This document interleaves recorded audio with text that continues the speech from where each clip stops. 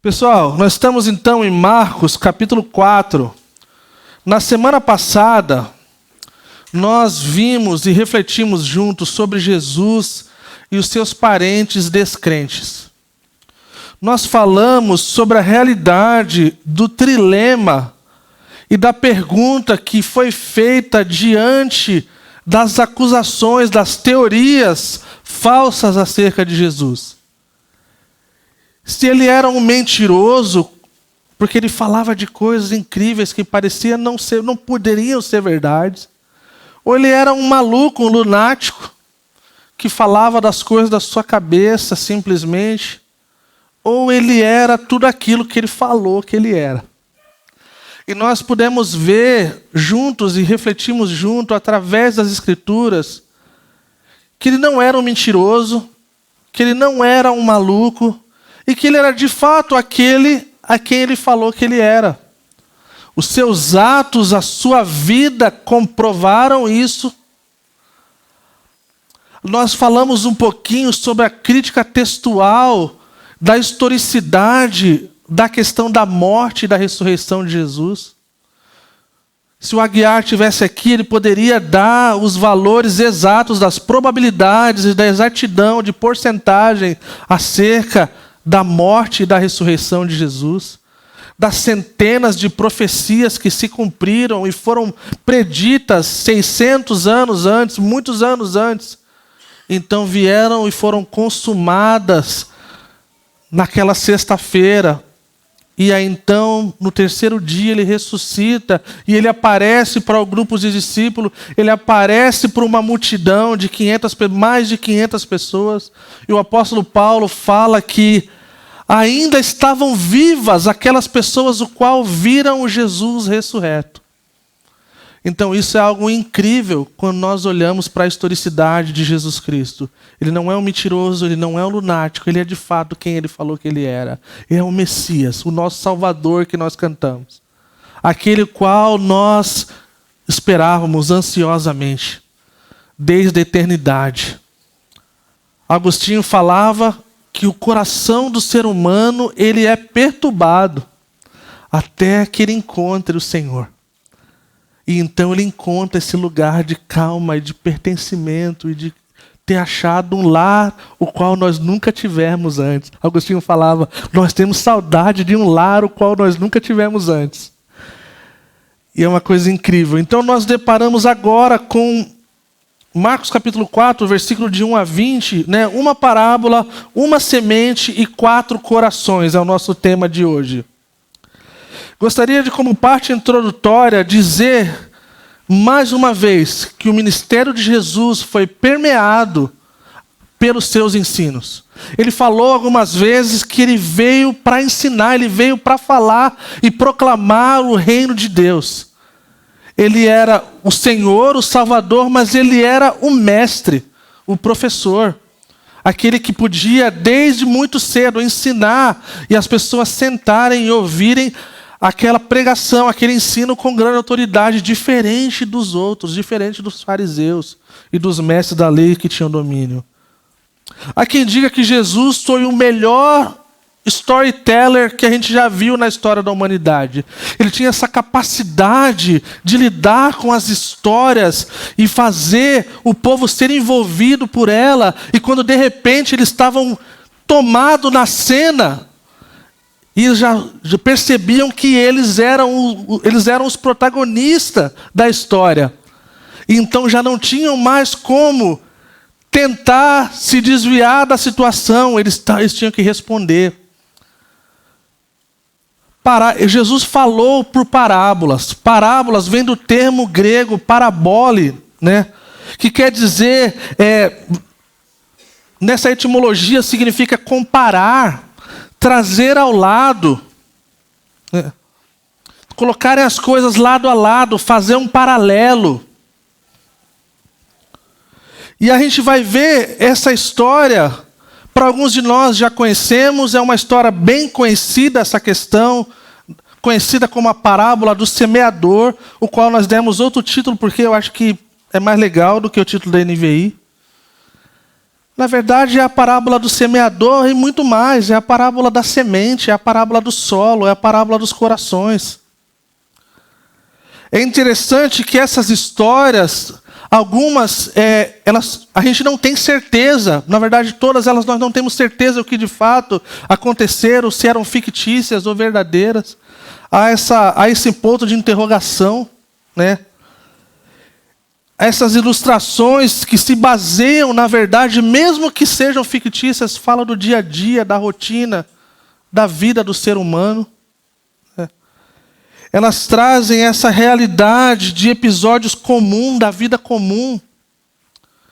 Então estabelece essa comparação para trazer entendimento e sabedoria e compreensão. Os inimigos de Jesus, eles fecham as portas da sinagoga para que ele pudesse ensinar. O lugar onde ele passou, ele ensinou, os corações foram revelados, as coisas ruins foram lidadas. Então ele não era bem-vindo diante dos fariseus e dos mestres da lei. Mas Jesus mostra uma coisa bem interessante para a gente. É que ele não está preso a um lugar. Esse lugar aqui, gente, é uma bênção. Nós amamos essa casa. E você pode ver, nós estamos muito felizes de ver essa casa cada vez mais bonitinha. Mas Jesus não se prende a isso. Então ele usa do mar, então, como a sua igreja, e ele usa do barco como se fosse o seu púlpito. Então não adianta fechar as portas para Jesus, porque ele sabe entrar. Ele sabe entrar, mesmo com as portas fechadas, né? Então, esse método que Jesus usa de contação de história, de parábolas, ele tem como objetivo, como se fossem os corações como janelas. Algumas se abrem diante dos seus ensinos, outras se fecham. E a gente vê, diante desses solos e diante da realidade dos fariseus e do mestre da lei, essa realidade do coração que amolece e do coração que endurece, né? Alguém disse que Jesus está se referindo aos fariseus como aqueles que estão com os corações endurecidos, e seus seguidores eram pessoas de coração impenitente, insistente e obstinados. Ele fazia essa comparação diante dessas histórias e da aplicação. Esses ouvintes, então, eles eram confrontados pela responsabilidade da sua própria cegueira. Jesus falou que eles tinham olhos para ver, mas não viam, e tinham ouvidos, mas não escutavam. Isso é uma coisa interessante. A gente vê que essas pessoas, o qual Jesus falou, que têm olhos, mas não veem, ouvido, mas não ouvem, elas são aquelas de Romanos capítulo 1, o qual Deus entrega para os seus próprios desejos. E lembrando, e talvez sendo ensinado pela primeira vez, talvez para aqueles que não sabem, precisam ser, os demais são lembrados, desde quando nós falamos da queda, né, de Adão e Eva, que é a queda da humanidade, todas as relações foram desconfiguradas. Então, o pecado então se torna aparente e visível, né? E aí então, quando nós olhamos diante disso, nós entendemos que o nosso coração ele é inclinado para o mal. Então Jesus está falando nessa coisa aqui, ele está mostrando o coração e dando outras opções. Existe uma forma de a gente lidar com o nosso coração. E não é da forma que nós fazemos na nossa força. E esses solos, eles nos mostram isso. Algumas traduções falam terrenos, outros falam solos, né? Então, uma coisa que eu quero com observação dessa parte introdutória, e nós vamos entrar já já no texto, que é importante, é que Deus, ele não endurece corações amolecidos. Falo mais uma vez, gente. Jesus, o nosso Senhor, ele não endurece corações amolecidos. Toda vez que você vê nas Escrituras Deus endurecendo o coração de alguém, era um coração que já era duro. que já tinha uma coisa de não querer ser governado pelo Senhor. A gente vê o exemplo do faraó, a gente vê os exemplos do povo de Israel. A gente vê em Ezequiel, Deus falando que daria um novo coração para o seu povo, e um coração de carne que batia de verdade. Né? Então essa parábola do semeador, né, essa parábola, uma mensagem, né, e os corações, uma semente, né, e os 4 corações, ela é uma porta de entrada para o entendimento das outras parábolas. Essa parábola é uma espécie de trazer um entendimento. Se a gente pegar o coração da coisa, a gente consegue entender o que Jesus está tentando passar para que a gente possa compreender. Uma segunda observação nessa introdução que eu gostaria de ressaltar é que essa parábola ela não requer um trabalho duro de hermenêutica, de interpretação. Ela não requer. Porque Jesus ele fala e depois ele explica. E é assim que nós tentamos fazer aqui. Tá? É o nosso desejo. De chegar assim, de ler o texto, observar o texto, explicar o texto e aplicar o texto. E uma coisa que eu gostaria de falar como parte de, como posso dizer, de uma exortação a você. Existe um termo que você vai ver por aí falando que Jesus é a chave hermenêutica. Na maioria das vezes, gente, isso é uma conotação negativa, tá? É de um pessoal que quer usar a Bíblia para, de alguma forma, falar o que quer das Escrituras e falar que Jesus é maior do que a Bíblia. Então, raramente você vai ouvir alguém que tem uma boa teologia, que acredita na infalibilidade da Bíblia e da inerrância, falando algo desse tipo. Tá? Então, aqui, o correto, quando a gente pensa nesse tipo de coisa, é que você não vai ouvir algumas dessas pessoas. E nisso eu poderia me referir ao Ed Renekiewicz, eu poderia do Vitor Azevedo, eu poderia falar do Caio Fábio e muitos outros. Você não vai ver eles falando que a própria Escritura interpreta a própria Escritura. Que Jesus, de verdade, o que ele quer dizer, ele está falando aqui, e é nisso aqui que nós nos baseamos. É nisso aqui que nós colocamos a nossa vida. E não é que a Bíblia contém as Escrituras, ela é a Escritura. Ela é a palavra de Deus, soprada por Deus, escrita por homens, sim, mas soprada por Deus de forma divina.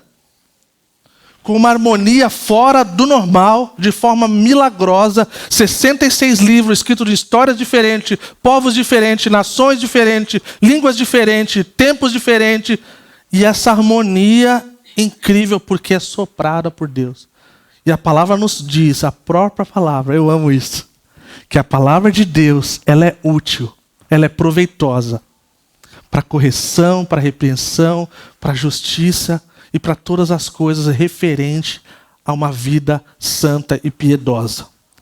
Então, o J.C. Ryle, ele fala assim, que essa parábola não precisa de explicação, porque Jesus já explicou.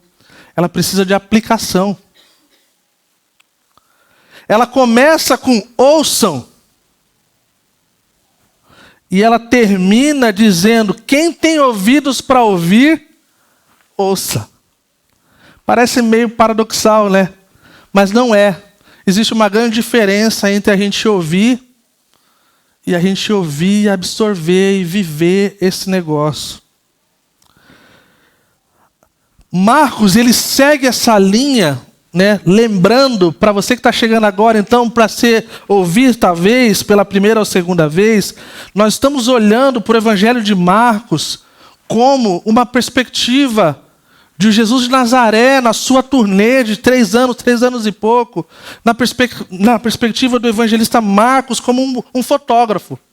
Ele não se aprofunda nos atos, assim, nos ensinos, de forma profunda como Mateus e Lucas. As parábolas aqui, elas são corridas, porque elas têm como objetivo forçar o nosso entendimento acerca das ações. Mateus e Lucas é muito mais profundo. Não, eles olham para os atos e para as ações, mas eles olham muito mais para os ensinos, para a questão da como Jesus lidou com cada coisa de forma mais peculiar e intensa. Então a gente vai ver aqui uma palavra que permeia o Evangelho de Marcos, logo, imediatamente, e isso nos mostra o quanto Marcos está chamando a nossa atenção para as ações. Então, se você quiser marcar a divisão desses 20 versículos, a gente vai ver a parábola dos solos e o propósito das parábolas. Do versículo de 1 a 9, a gente vai ver a apresentação da parábola dos solos. Então, de 1 a 9, a apresentação da parábola dos solos. De 10 a 12, o propósito das parábolas. E de 13 a 20, a explicação da parábola. Então, de forma rápida, de 1 a 9, a apresentação da parábola dos solos. De 10 a 12, o propósito das parábolas. De 13 a 20, a explicação da parábola. Vamos ler Marcos capítulo 4, a partir do versículo 1. Diz assim: Novamente, Jesus começou a ensinar à beira-mar. Reuniu-se ao seu redor uma multidão tão grande que ele teve que entrar num barco e assentar-se nele. O barco estava no mar, enquanto todo o povo ficava na beira da praia. Ele lhes ensinava muitas coisas por parábolas, dizendo em seu ensino: Ouçam, o semeador saiu a semear. Enquanto lançavam a semente, parte dela caiu à beira do caminho, e as aves vieram e a comeram. Parte dela caiu em terreno pedregoso, onde não havia muita terra, e logo brotou, porque a terra não era profunda.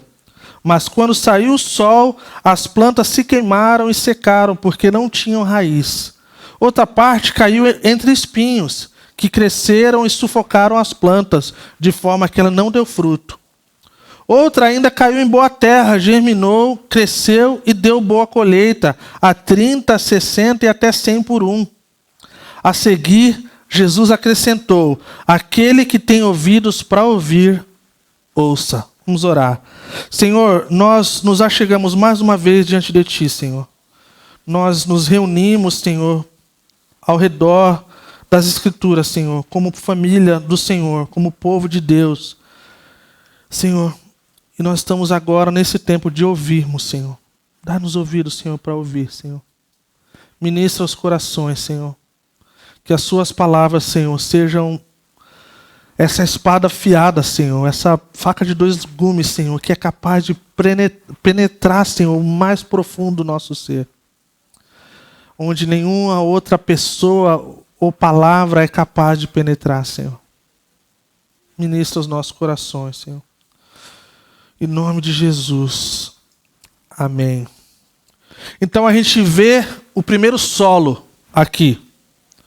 A gente vê e a gente tem como destacar, a gente pode destacar 3 coisas acerca de um solo, de um coração endurecido.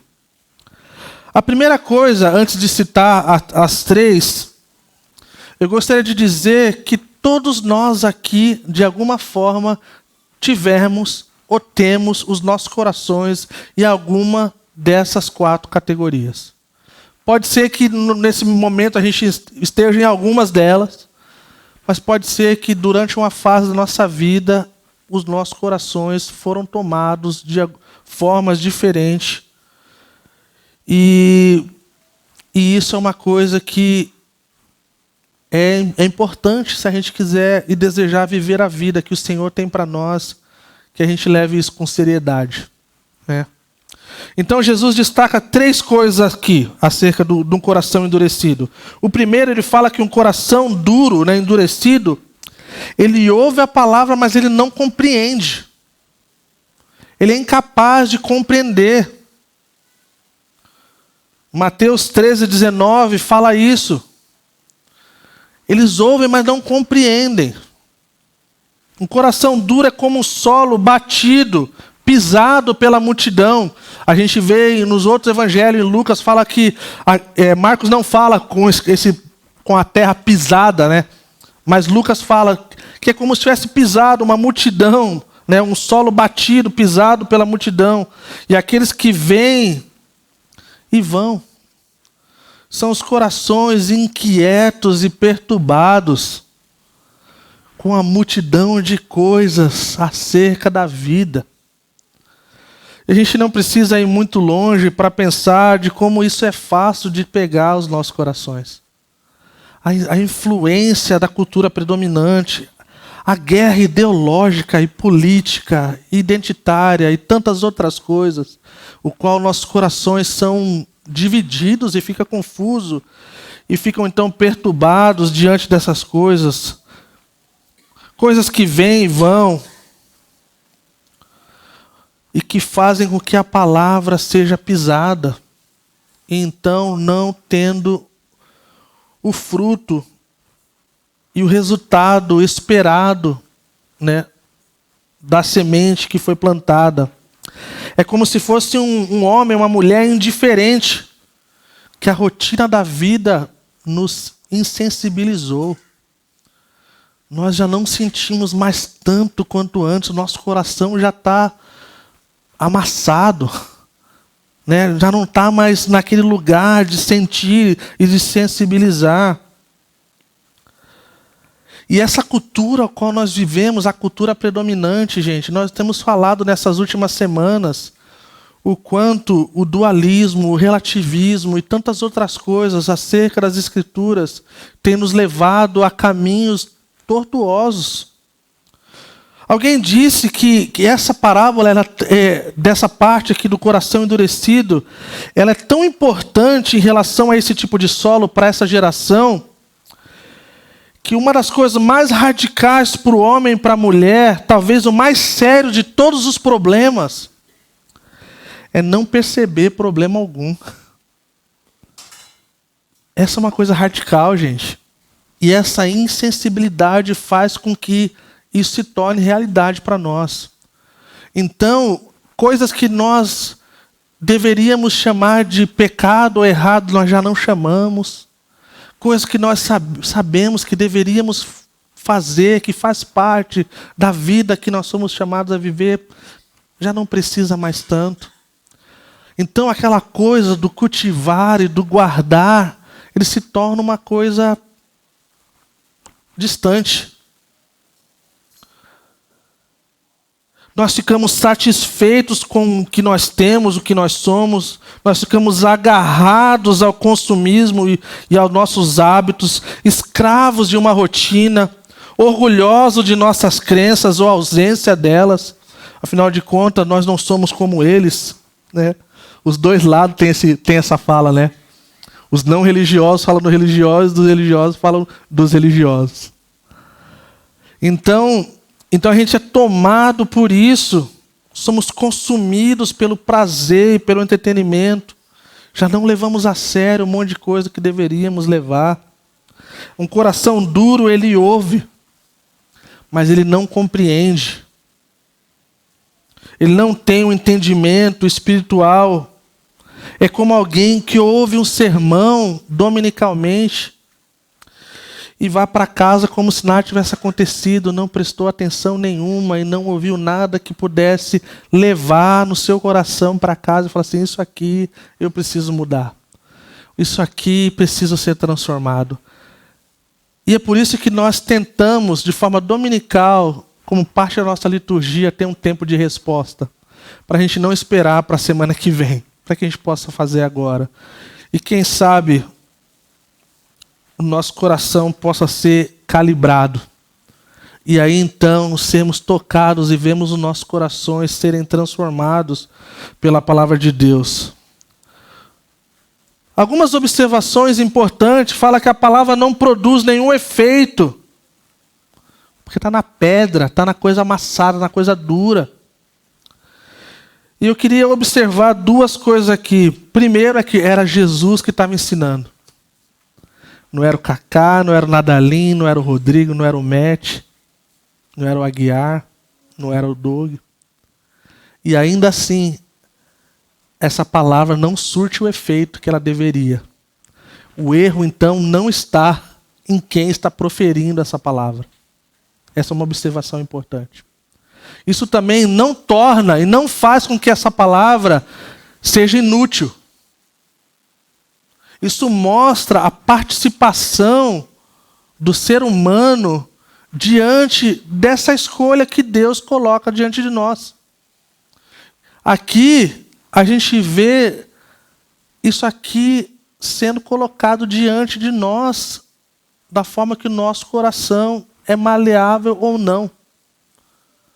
E o coração de Deus para a humanidade, para o povo que Ele criou, é que seja um povo do coração aberto, um povo com coração maleável, um povo com coração que Deus pode ser o rei de verdade.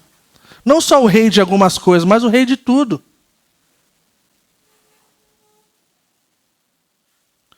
Domingo após domingo nós vamos à igreja.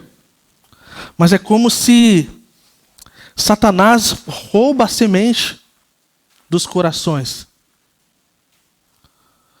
Semana após semana, a questão da fé, do temor, da rendição, ela toma cada vez mais um lugar distante para alguns. É como se assim, isso aqui é muito legal. Ezequiel 33, 32, fala uma coisa bem interessante. Fala de canções de amor, voz suave que toca bem, que amam ouvir, mas que não praticam. É radical. E isso é doloroso, gente. Segundo lugar, fala que o coração duro é onde a semente é pisada. Em Marcos não usa o termo pisada, né? Ele usa o termo, né, à beira do caminho. Quando está à beira do caminho é pisada, né? Lucas 8 fala isso. 8:5. A semente que é pisada pelos homens, ela nem chega a brotar. Porque um solo duro e seco não produz fruto. Esses corações, né, alguém diz que são como campos não cultivados. Eu já estive na África, já estive no norte e nordeste do país, mas eu nunca vi um lugar de tanta sequidão como na África. E quando você vê um verde, quando você vê uma folha de alguma coisa, quando você vê uma árvore, você fica abismado. Obrigado, Cláudio. Essa é a dona Bispa.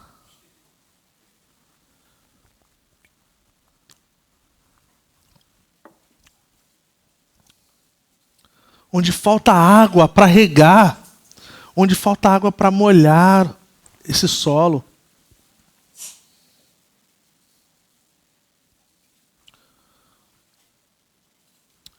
Em terceiro lugar, o coração duro é onde essa semente é roubada, como eu falei. Ela é tirada. Eles ouvem, mas é como se não fizesse sentido algum. Alguns não creem, não acreditam de verdade. Nós temos pessoas que vêm na nossa comunidade que ainda não têm uma fé e não crê. Então eles ouvem, eles são tomados de alguns sentimentos, de algumas coisas que são muito boas, mas precisa de algo a mais.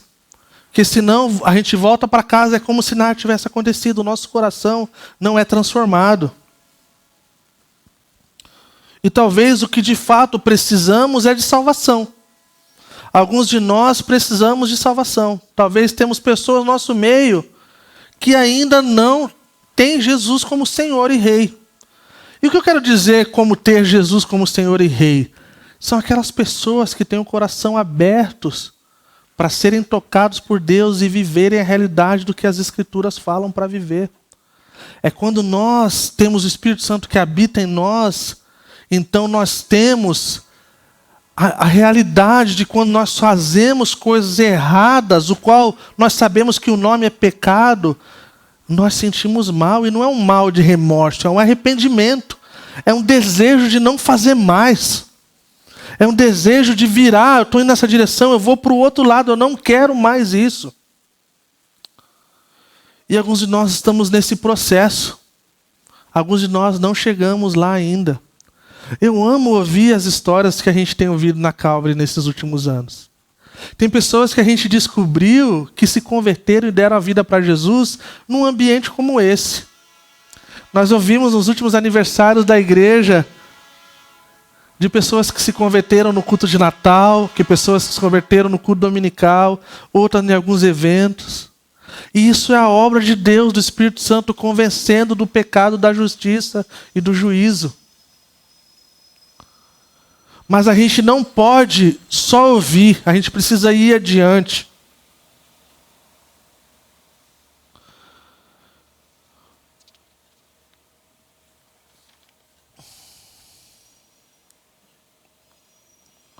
A proclamação do Evangelho, do Reino de Deus, é algo tão impressionante que, quando a gente pensa nas táticas de Satanás, né, aqui fala que o Satanás vem e rouba. Eu acho que é importante a gente ressaltar que Satanás é um opositor do Reino de Deus. Ele é um opositor de Deus, ele é um opositor do povo de Deus. E o que ele puder fazer para que a palavra de Deus não gere, não dê fruto na sua vida, no seu coração, ele vai fazer. Tá? E olha que a gente não é esse povo que fica botando a culpa de Satanás para todas as coisas. Né? Tem coisas que Satanás está lá no home office de boinha e a gente está pirando no negócio que ele está... tudo é Satanás, né? E às vezes é tipo assim, cara, só assume a responsabilidade aí, pede desculpa, pede perdão, né? Aí Satanás faz tipo assim, valeu. Mas o diabo tem essa capacidade. O apóstolo Paulo fala que o diabo cegou essa geração para poder ver as coisas de Deus. Então, a nossa oração é que os olhos sejam abertos para que a gente possa ver. Vamos lá, para a gente para não se estender. O segundo solo é o coração superficial. Então a gente falou sobre o solo que tinha pedra, né, que foi pisado e foi à beira do caminho. E aí a gente então vê o próximo, que mais uma vez eu gostaria de trazer 3 coisas acerca desses corações superficiais. Em primeiro lugar, esse coração superficial ele tem uma resposta imediata. Olha o que a palavra fala. Fala que ele recebe...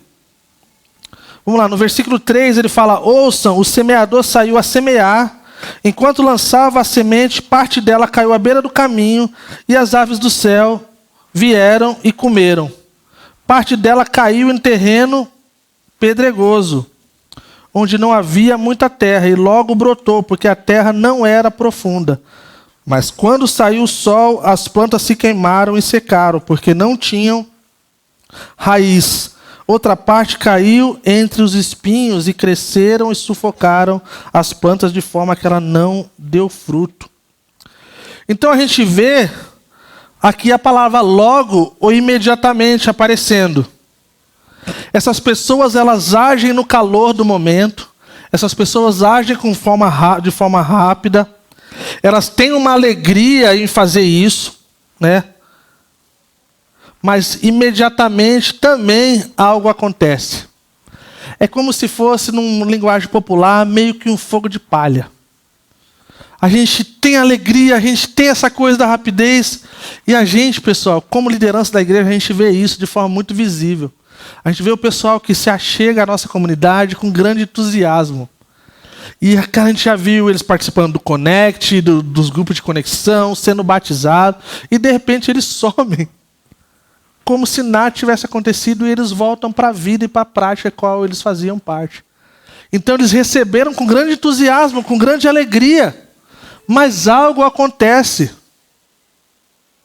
Então esse terreno com pedras, para fugir do negócio do pedregoso, né, para falar errado, e depois os caras fazerem, né, memes com o vídeo, né? Então lugares com pedras, pedrosos, né?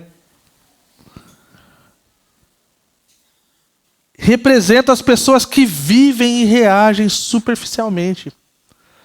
E é duro lidar com coisas que são superficiais, cara. A gente deseja ir...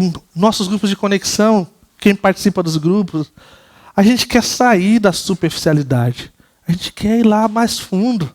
A gente quer conhecer a vida um do outro. A gente quer poder ministrar a vida um do outro. A gente quer poder se compadecer da vida um do outro. E isso na superficialidade não acontece. Eu amo de histórias que a gente ouve da nossa comunidade, gente. Eu falo isso com muito orgulho. De pessoas que vieram de uma vida muito difícil. E eles começam, então, essa nova vida, nessa nova criatura em Cristo Jesus, depois de se converterem, se tornarem novos convertidos. E eles pensam, talvez, que não há lugar para eles na vida cristã e nessa igreja perfeita.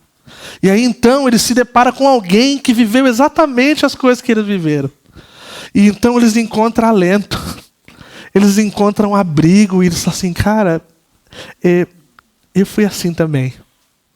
E Deus fez uma coisa incrível, cara. Deus ressignificou as coisas. Famílias que estavam quebradas, hoje são, para a glória de Deus, estão muito bem. E tantas outras coisas, passado com relacionamentos quebrados. E vendo Deus restaurando e reformando e poder ser esse exemplo. Então, na superficialidade não é capaz, nós não somos capazes de fazer isso. Né? Alguém disse que eles mostram uma promessa inicial que não se confirma. Tanto a sua resposta quanto o seu abandono são de forma muito rápida e visível. Né? Então a gente vê essa estranheza. Né? O segundo lugar, um coração superficial, ele não tem profundidade nem perseverança, mais ou menos o que foi falado. Não tem raiz, não tem terra o suficiente ali para poder criar raiz. Então, a gente vê uma fé temporária, a gente vê que há uma adesão, mas não há uma conversão genuína, há um entusiasmo, mas não há convicção verdadeira. Né? Então, a resposta é imediata, o crescimento inicial é algo espantoso, contudo, não tem profundidade. Não tem raiz. Então não resiste o calor da realidade, da vida. Então isso acaba gerando essa realidade contrária do que é proposto. Faz sentido, gente? Quantos de nós já vivemos ou fomos essas pessoas ou vemos essas pessoas? No terceiro lugar, um coração superficial, ele não avalia o custo do discipulado. E o que eu quero dizer com isso, gente? Nós vamos gastar aí talvez 8, 9 domingos falando sobre discipulado. Nós vamos olhar para o discipulado de uma forma bíblica, talvez muito diferente do que a gente está acostumado a ouvir. Para alguns de vocês, quando ouve a palavra discipulado, você pensa talvez em um encontro semanal de 1 hora, o qual o mentor ou o discipulador vai saber sobre a sua vida e vai te dar alguma coisa para você ler. E isso está ok, isso não é errado em si, mas não é só isso. Porque a gente não vê Jesus fazendo isso. A gente vê Jesus trazendo as pessoas para dentro do seu convívio. A gente vê os discípulos apóstolos apontando as pessoas para Cristo. Nessa vida coletiva como família. Então, a gente vai ver que essa questão de avaliar o custo do discipulado, o discipulado de Jesus, que é a prática e a vivência do evangelho, das boas novas de Jesus, é que quando chegam as lutas, as provas, as pessoas se ofendem, se escandalizam, porque não haviam pensado na realidade da vida cristã. E eu falo isso, gente, com muito temor, gente. Se você procurar um profissional da saúde mental ou coisa do tipo, e você falar para ele ou para ela que você está com problema de relacionamento com alguém na comunidade que você faz parte, ele vai aconselhar você a procurar outro lugar. Mas o Evangelho de Jesus Cristo fala para você ficar. Porque o ferro afia ferro.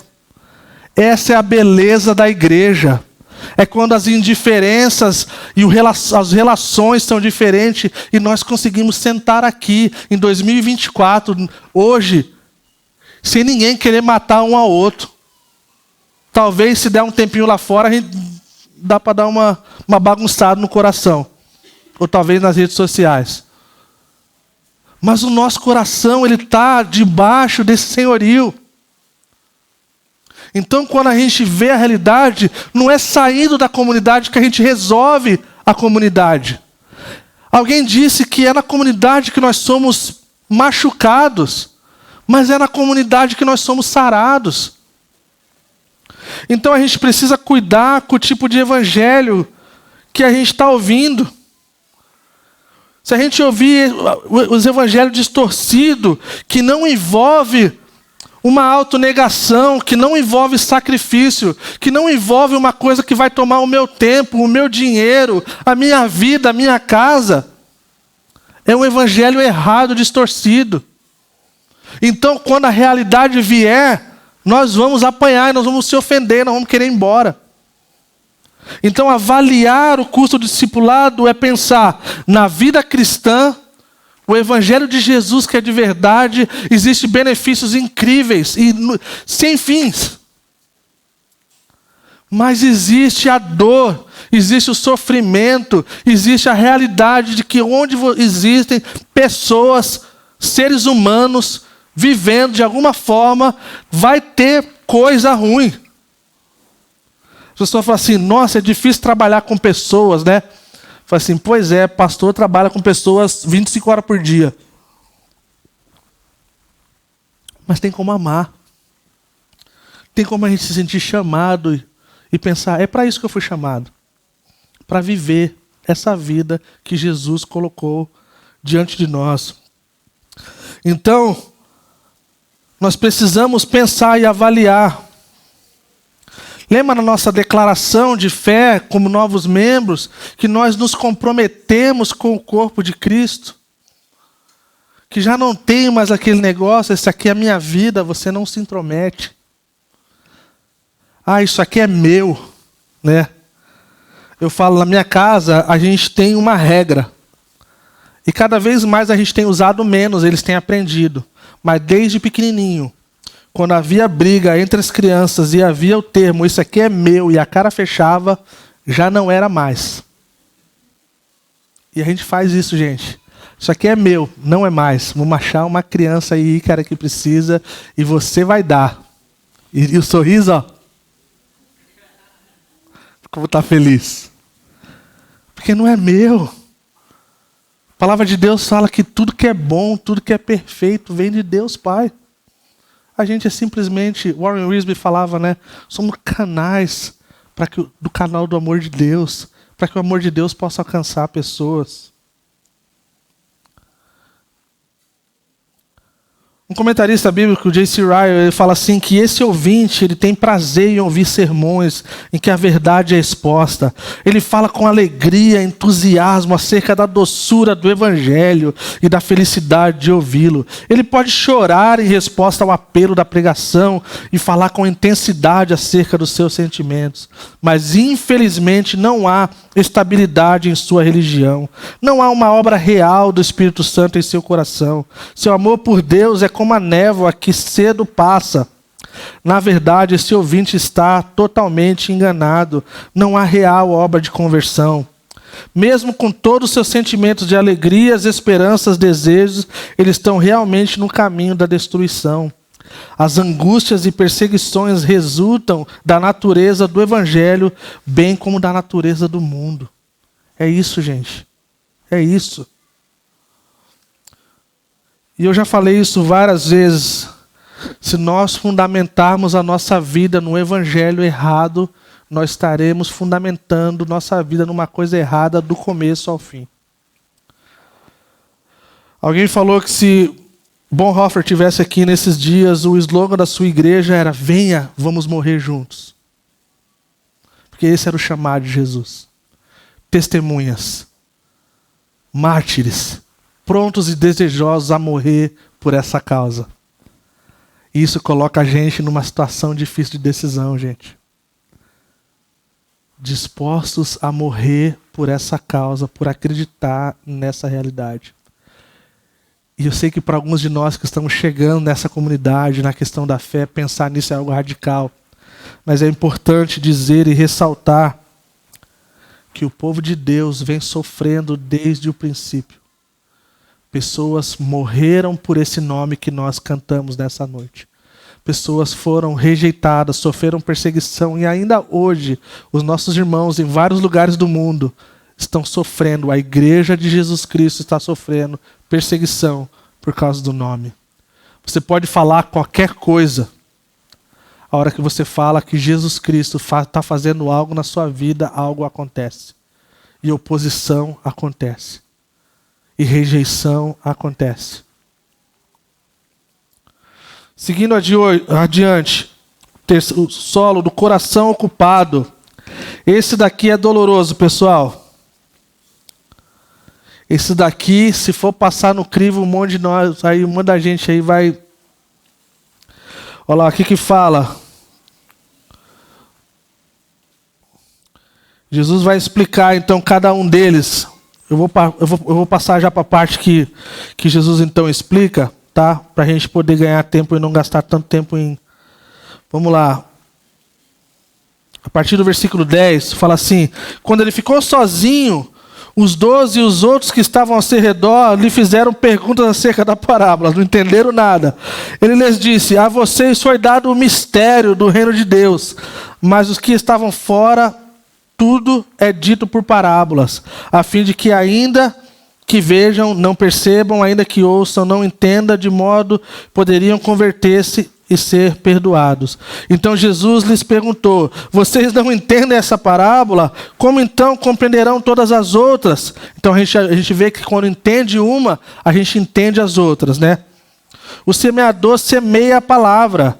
Algumas pessoas são como a semente à beira do caminho. Foi essa primeira que eu falei. A palavra é semeada, logo que ouvem, Satanás vem e tira a palavra nela semeada. Outras, semente lançada em terreno pedregoso, ouvem a palavra, logo a recebem com alegria, todavia, visto que não tem raiz em si mesma, permanecem por pouco tempo, vão embora, quando surge alguma tribulação ou perseguição por causa da palavra, logo e abandonam.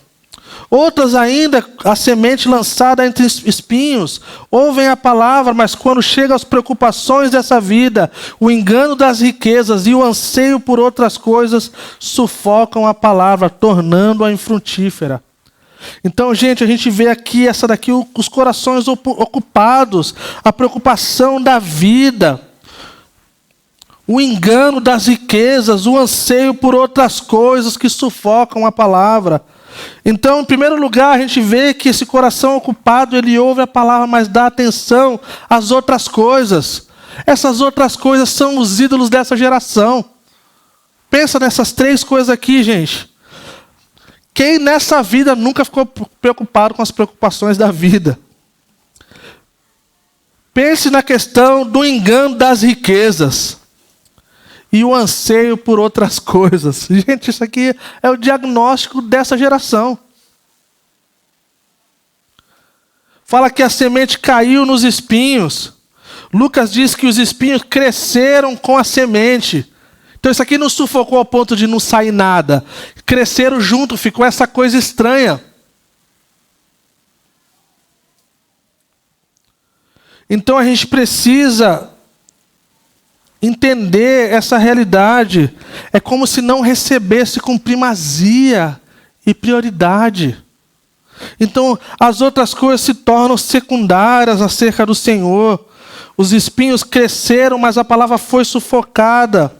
E retrata esse coração como um campo de batalha, disputado pelas preocupações da vida, pelos enganos da riqueza, pelas essas coisas, pelo desejo, pelas outras coisas.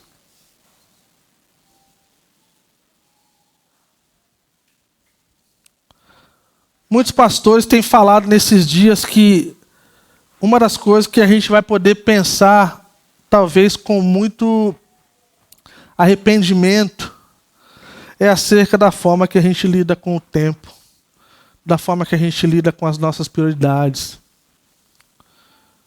O pastor Chuck costumava dizer que tudo vai passar, logo, logo tudo vai passar.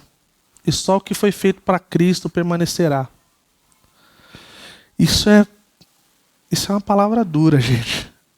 Isso é as Escrituras de forma resumida. Tudo isso aí vai passar, os céus e a terra passarão, né? Mas só o que foi feito para Cristo permanecerá. Porque é só o que tem o peso eterno. E aí então a gente pensa assim, pô, mas peso eterno, o que isso quer dizer? Então eu vou ter que virar pastor, missionário. A ideia do peso eterno é tudo que você fizer, seja comer, vestir, falar, o beber, que faça para a glória de Deus.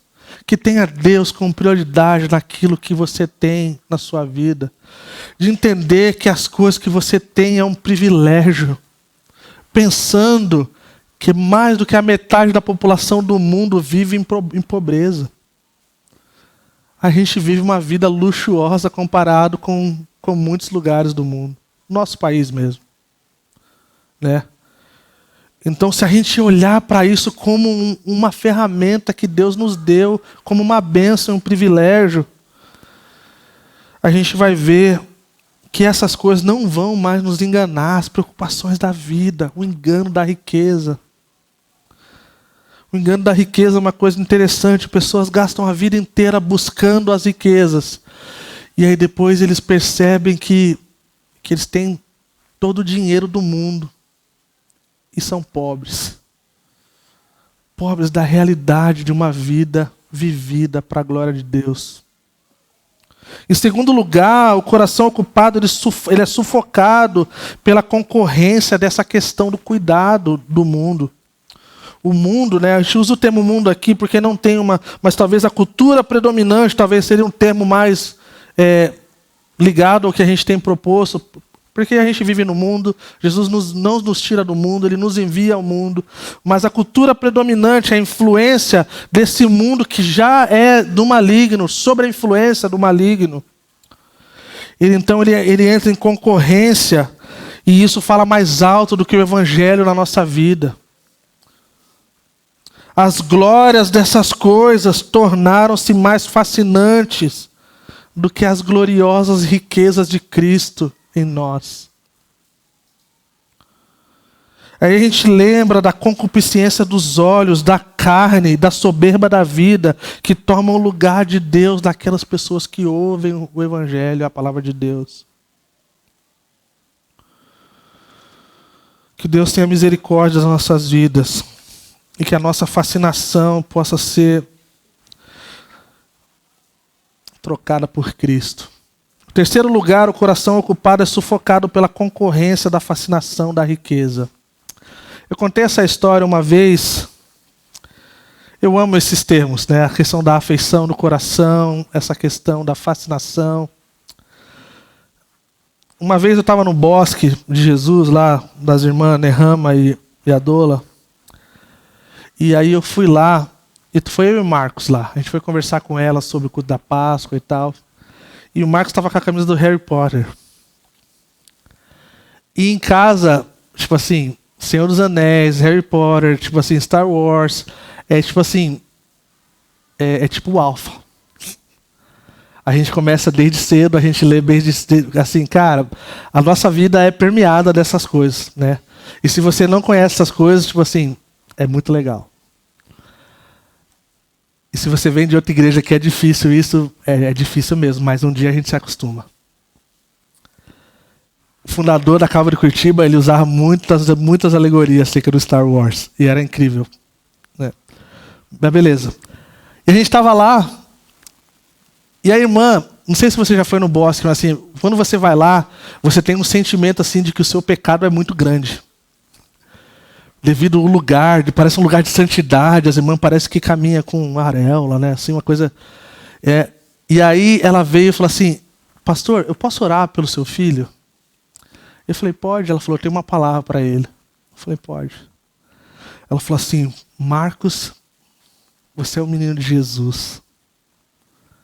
Você viajou o mundo, seus pais levando a palavra de Deus. E a sua geração está trocando o fascínio que era de Jesus Cristo por todas essas outras coisas. Mas eu queria que você lembrasse que Jesus é o seu fascínio. Ela não falou com arrogância, com rigidez, não falando groselha, tipo assim, que era de Satanás, ou coisa tipo assim, sabe? Mas ela está falando sobre o fascínio, sobre a fascinação. E aí a gente orou, E aí eu fui para casa, eu falei para Lilian, e nosso coração foi tomado de arrependimento.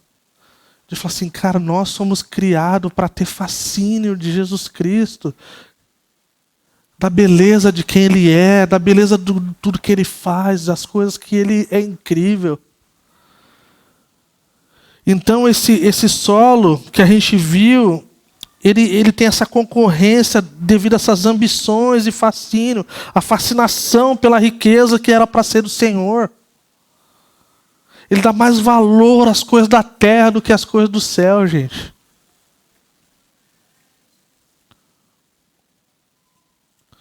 Das coisas que são nossas, as nossas possessões, a nossa segurança material.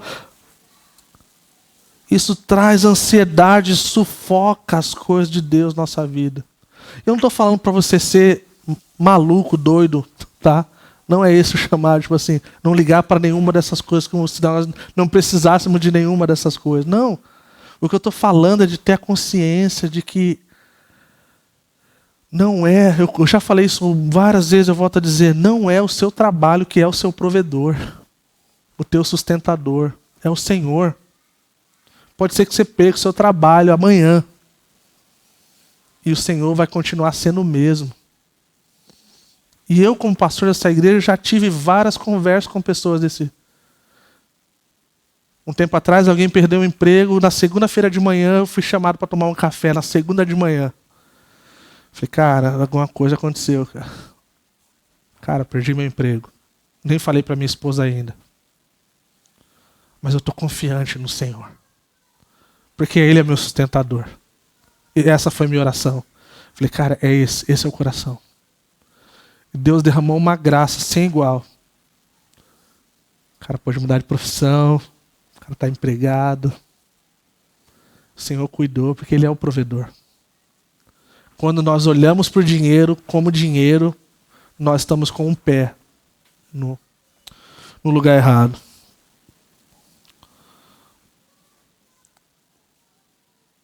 As ambições, elas se tornam egoístas. Ambição em si não é uma coisa ruim, tá? O apóstolo Paulo fala de uma ambição egoísta. Existem ambições que são muito boas na nossa profissão, na nossa família, no nosso ministério. Se a gente não tem isso, talvez falta algo, né? Mas quando a nossa ambição é egoísta, ela tem um lugar diferente no nosso coração.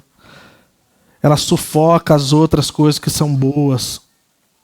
A gente deixa de ter prazer e deleite nas coisas que era para ter devido a essa coisa da ambição. Nós nos tornamos cristãos hedonitas, que são dados ao prazer próprio. E nos tornamos infrutíferos, que agora é essa última parte. Penúltima parte, né, dos corações infrutíferos. Recebem a palavra, mas é seduzido. Retém a palavra, mas nós precisamos ser o povo da boa terra, o povo frutífero, o povo que dá fruto. E terminando, vamos lá, versículo 20. Outras pessoas são como a semente lançada em boa terra. Ouvem a palavra, aceitam e dão uma colheita de 30, 60 e até 100 por um. Esse povo, esse coração, ele é aberto. Ele é humilde. Ele tem as afeições e as coisas no lugar certo. Está disposto, tem propósitos, tem desejo de obedecer. Tem desejo de praticar as coisas, de não somente ser ouvinte, mas praticante. A sua confiança está em Cristo. O seu desejo está em fazer a vontade de Cristo.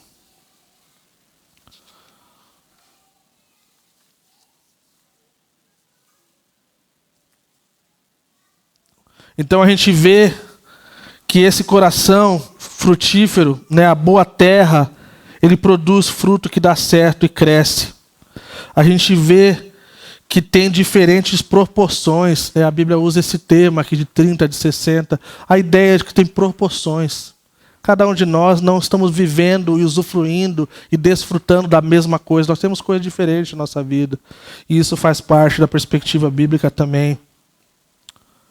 E eu gostaria de concluir, então, com 3 reflexões, de forma importante e terminando, para a gente terminar. Nós não devemos subestimar as forças opositoras acerca da semeadura. Jesus estava dizendo aqui que precisamos ouvir e terminou dizendo que temos ouvidos para ouvir. O diabo, as coisas do mundo, a carne se armam para impedir a conversão de pecadores. Essa é a realidade, gente. Segundo, não devemos subestimar as respostas imediatas. Já falei isso em outras ocasiões. Pessoas que são precipitadas e que falam mais do que deveriam, de forma rápida mais do que deveriam, tendem a se colocar em lugares que não está bom, que não é ok. Nem toda pessoa que diz Senhor, Senhor entrará no reino dos céus. Talvez a gente pode pensar de forma que não pensa na realidade do preço do discipulado e da vida cristã.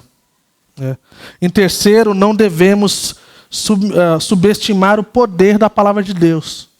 Que a palavra de Deus é poderosa para dar fruto. E assim como Jesus soube lidar com os seus parentes não crentes, ele sabe lidar com os corações. Essa é uma coisa incrível. A verdade tão poderosa que ela sabe lidar com os espinhos, com as pedras, com todos os tipos de coisas que... Vamos colocar de pé?